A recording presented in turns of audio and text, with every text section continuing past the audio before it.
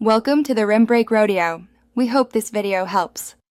In this video, I will explain how to use blooming gel polish to create a crocodile effect. Begin by preparing your nails, clean, file, and gently buff them. Apply a thin layer of base coat, curing it for 30 to 60 seconds under a UV or LED lamp. Then, apply 2 thin coats of your chosen base color, curing each layer thoroughly. This careful preparation creates the ideal foundation for your stunning blooming gel design.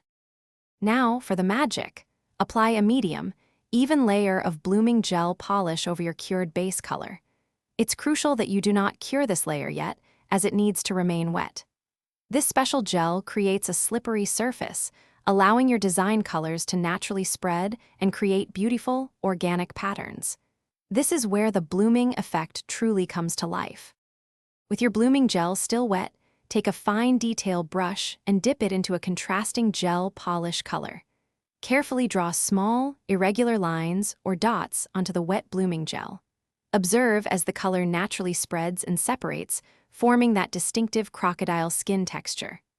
Let the design bloom for about 10 to 15 seconds, allowing the pattern to fully develop before moving on. Once your crocodile design has bloomed to perfection, it's time to cure it. Place your nails under a UV or LED lamp for 60 seconds to set the design completely. Finally, apply a generous layer of no-wipe top coat. This will seal in your beautiful artwork, provide a high-gloss finish, and ensure your manicure lasts for up to 2 to 3 weeks. Cure the top coat for 60 to 90 seconds for maximum durability.